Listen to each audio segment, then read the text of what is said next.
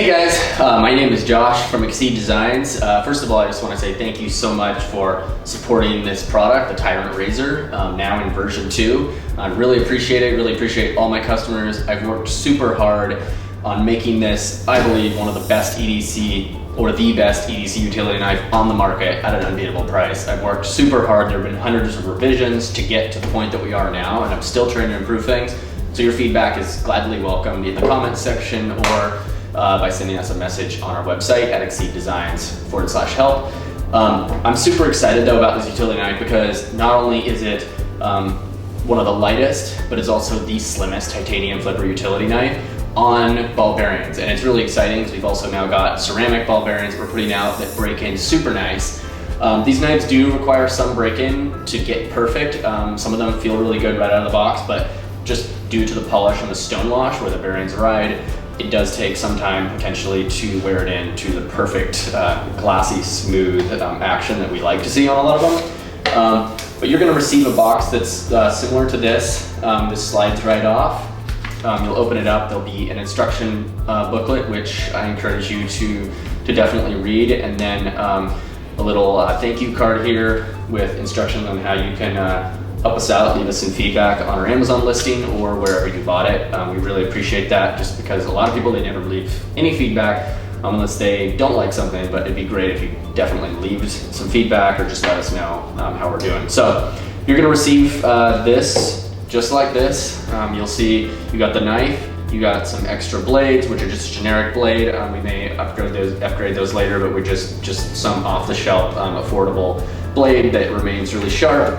And then we've got an extra pivot, screw and collar. We've got a couple extra screws as well, T6 screws and another T6 spacer nut there as well with, if you've purchased it with the pry bar as well. And we're gonna show you guys how to switch that out. And our new S2 metal on the version 2, the latest one, our S2 metal T6 T8 L wrench. So you'll take it out right here, and it will come with the generic blade, which is just an off-the-shelf blade that we found that works okay with this knife. But this knife is actually going to work with almost any of your utility knife blades. So that's what's really nice. Our version 1 had a limited compatibility, but version 2 now works with everything that we've tested it with at a pretty good tightness, because making something that's going to work with every blade with varying notches has been a crazy endeavor. So it's been pretty difficult, but we finally got it to where I think that we really like where it's at. One of our favorite blades, the Linux Gold blade, which you can see right here, and it doesn't flop around too much. Like if you shake your knife, it's not flopping around in there. It's not sliding around. It really, it holds fairly good. You can see there's some play going this way, but almost no play this way. And it's just really held in there snugly with this new version 2 blade pocket design. So what we did is we actually CNC'd some different notches in here, which I'll show you guys in an example, the example part here after it's been disassembled.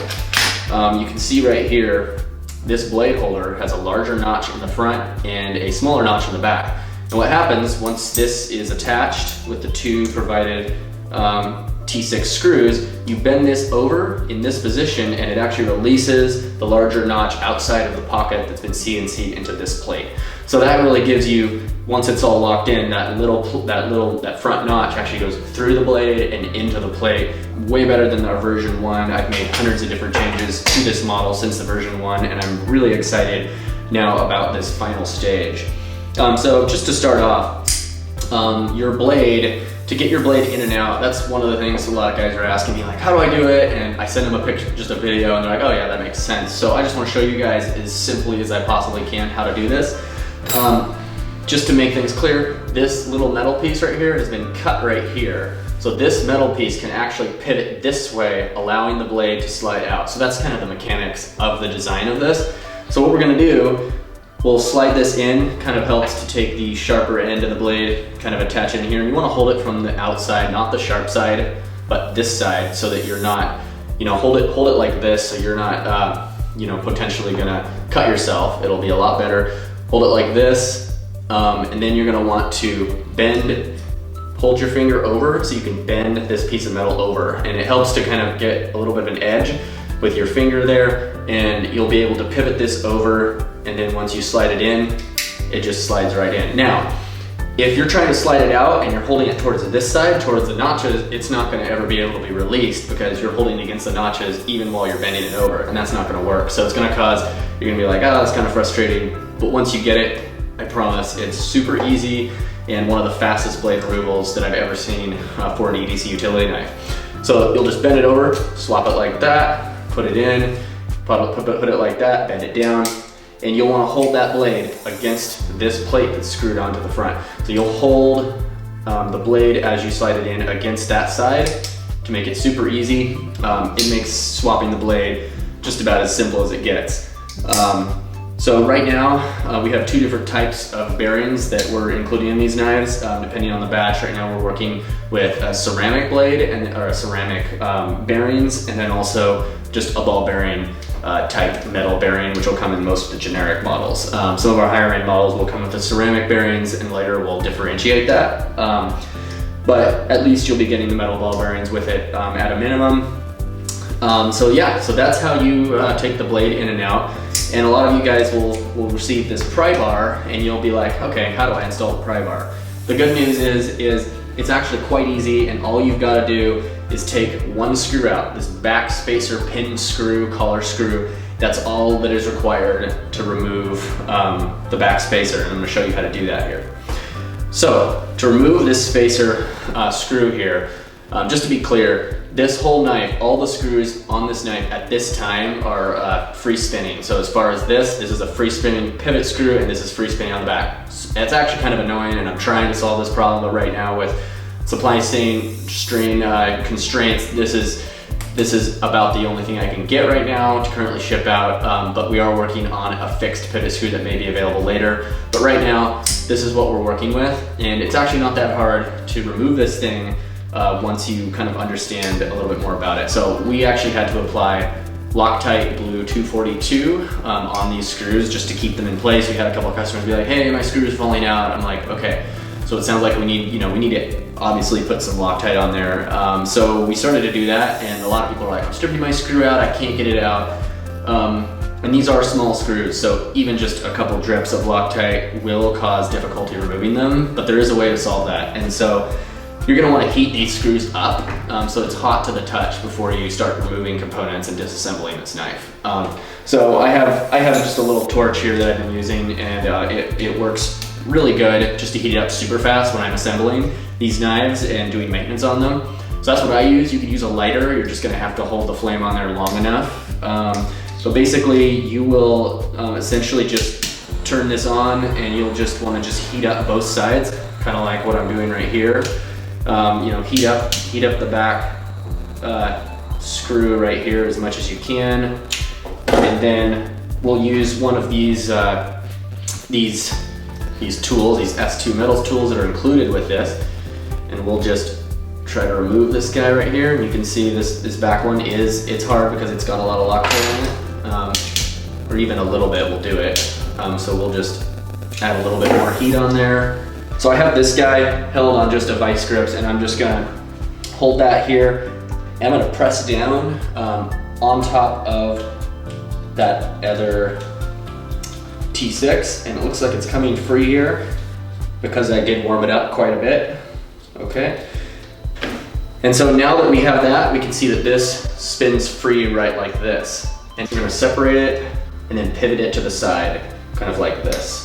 And you can see that once I do that, I can take that right off. It just comes right off, similar to that. You're gonna then wanna just pivot that over and then slide that into place.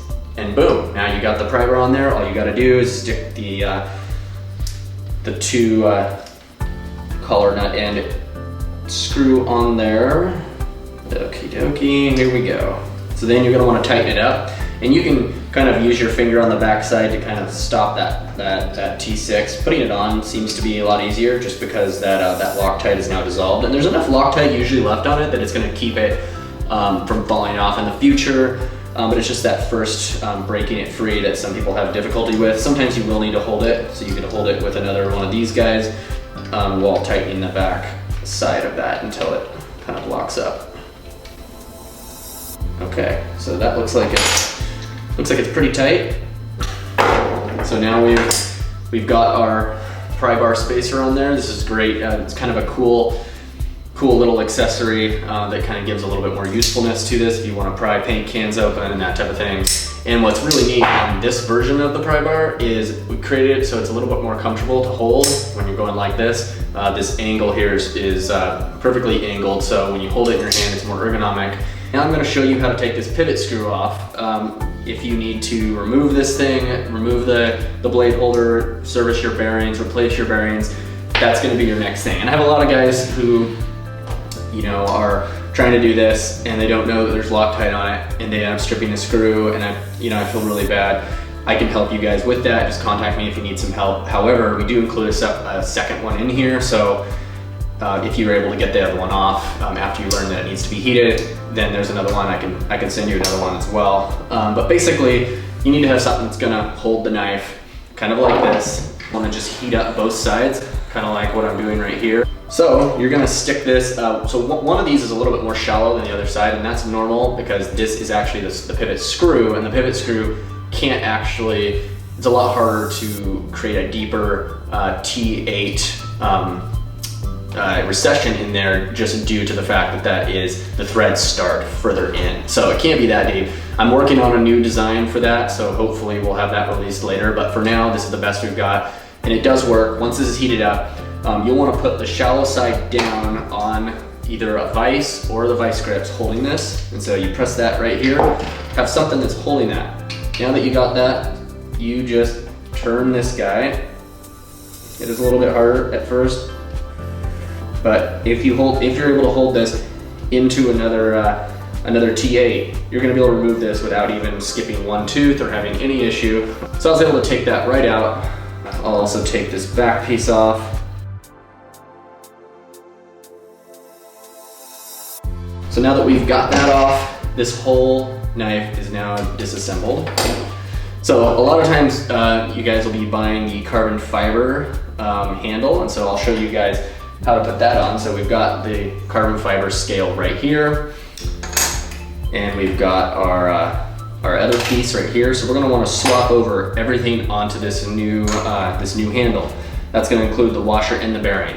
If you don't include the washer, it might be stuck in there as well. If you don't include that onto the carbon fiber, it's not gonna align right, and you're gonna wonder if it was milled wrong or something, but it's usually just an issue with forgetting to swap the washer. I've had a couple guys do that, so just make sure that gets swapped over. Swap over your pin for the rear spacer, swap over the small collar nut here.